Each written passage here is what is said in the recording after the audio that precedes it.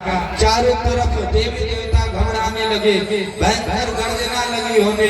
उसके बाद उन्होंने क्या किया, सारे देवी देवता पहुंच गए कहां पर, भगवान नारायण के पास। नारायण जी ने कहा कि ये कोई और नहीं कर रहा है, ये मेरा भक्त कर रहा है। उसकी अवस्था सभी लोग देखने लगे कि ऐसा कौन सा भक्त है जिसकी तपस्या से मेरा कंठ अवरुद्ध होने लगा, मुझे श्वास लेने में लगी दिक्कत होने, श्वास लेने में परेशानी हो रही है। प्रभु जाकर के जल्दी से दर्शन दीजिए। वैसे ही अब सभी लोग मिलकर के स्तुति लगे करने।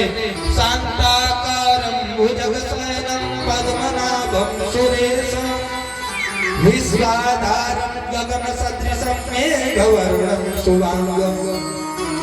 लगे स्तुति करने की, जल्दी जाइए नहीं तो इधर मेरा प्राण निकल जाएगा, उस भक्त के चक्कर में मेरा प्राण निकल जाएगा। प्रभु आप जल्दी जाइए।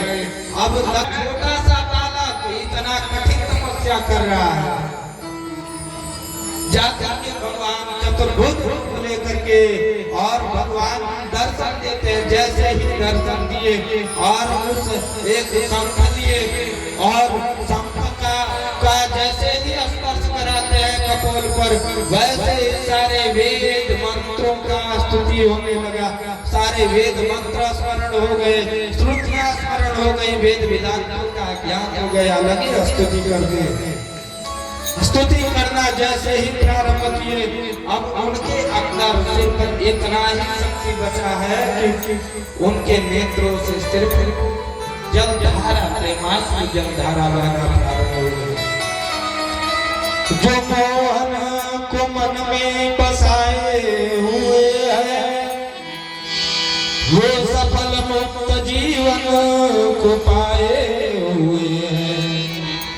जो बंदे हैं दुनिया के गंदे सरासर, वो फंदे में खुद को फंसाए हुए हैं। जो सोते हैं गफलत में रोते हैं आखिर, वो खोते रतन हाथ आए हुए। जो सोते हैं, युवावस्था आती है तो क्या होता है, नींद आती है। जब आती है तो नींद भी नहीं आती। उस समय पूरा रात बीत जाता है, व्यक्ति सोचता है कि मुझे नींद आ जाए, नींद आ जाए, लेकिन नींद भी नहीं आती। जो सोते हैं गफलत में रोते हैं आखिर, वो खोते रतन हाथ पाए।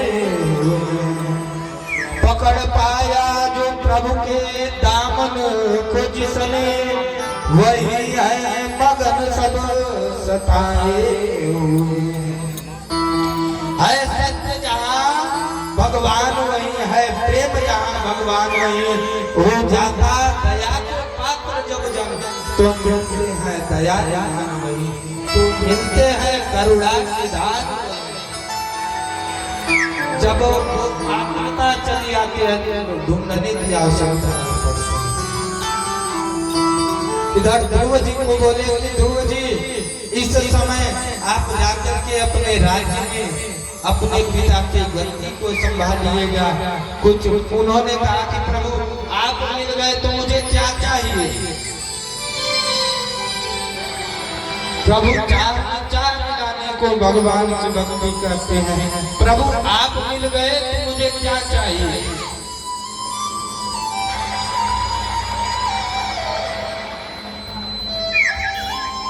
अब उसके बाद उन्होंने कहा कि प्रभु मैं माया जंजाल में नहीं पढ़ना चाहता, अब आप मुझे इस सागर से पार करा दीजिए। व्यक्ति जीवन भर भागता फिरता है, मुझे भगवान का दर्शन हो जाए। आप स्वयं चल करके मेरे पास आ गए, मेरे जैसा सौभाग्यशाली कौन होगा। उन्होंने कहा ऐसी बात नहीं है, जाकर के अपने राज्य को का कार्यभार संभालिए। तीन ऋण होता है, मातृ ऋण, ऋषि ऋण और पितृ ऋण। इन तीनों ऋणों से उऋण, और वही कारण है आज भी ध्रुव तारा दिखाई देते हैं ना। ये साक्षर मंत्र के भक्ति का प्रभाव। आगे इन्हीं के वंश में महाराज अंग हुए, अंग के पुत्र हुए वेद। वेद बड़ा ही दुराचारी,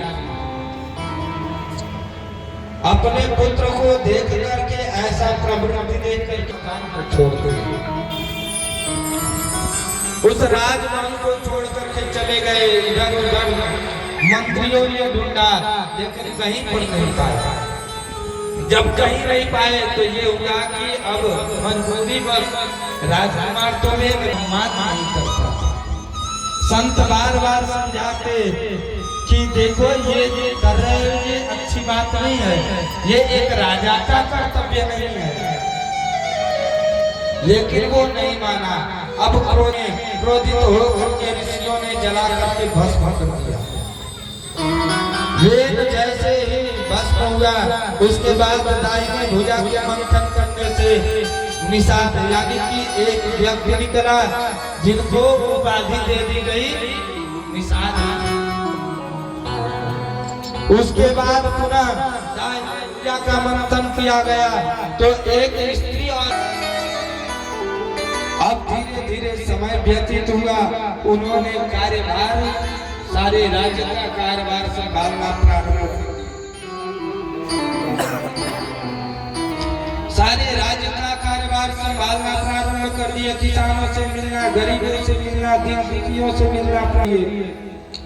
एक दिन किसान एक गया और कहा कि प्रभु मैं पृथ्वी में जो भी बोता हूँ, जो भी पृथ्वी माता पर उगाने के लिए कोशिश करता हूँ, जितना मैं बोता हूँ उतना भी नहीं मिलता। अब ये बात करके पृथ्वी भगवान को, पृथ्वी महाराज को बड़ा क्रोध आया कि पृथ्वी को तो माँ की उपाधि दी गई है, भला एक माँ अपने बच्चों को दुख में कष्ट कैसे देखती है। अब उन्होंने अपने तरकस से तलवार निकाला, तीर धनुष निकाल करके उन्होंने क्या किया, पृथ्वी माता को लगे उड़ाने। गाय का वेश धारण की पृथ्वी माता, उन्होंने विलास करते हुए कहा कि प्रभु आप ये क्षमा करें।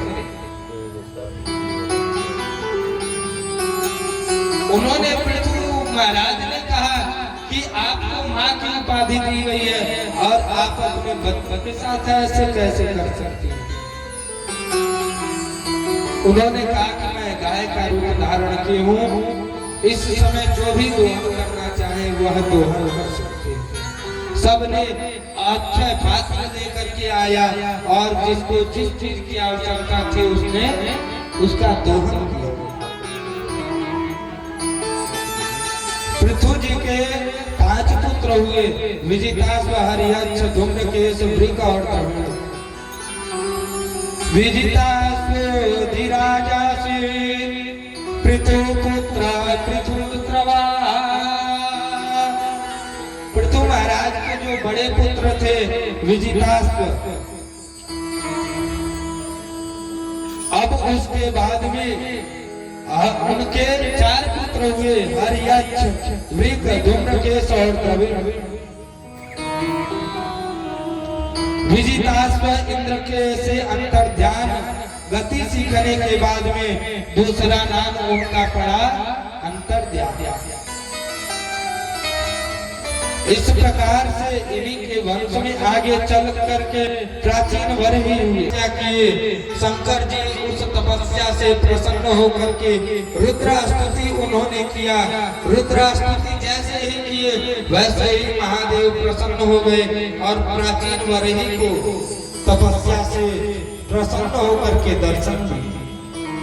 प्राचीन वरही यज्ञों के द्वारा परमात्मा को लगे खुश करते हैं। प्राचीन वरही यज्ञ याज्ञ तो खूब करते थे, लेकिन कमी क्या थी, प्राचीन वरही जब यज्ञ करते थे तो उसमें पशुओं की बलि देते थे। जैसे नवरात्र चल रहा है, जायफल की बलि दी जाती है ना, हाँ, बछड़ा की बलि दी जाती है। उन्होंने पशुओं का बलि देना प्रारंभ कर दिया था। इस दृश्य को देख करके नारद जी आए, नारद जी समझाए। उन्होंने कहा कि एक बार आप ऊपर देखे, जैसे ही ऊपर देखे तो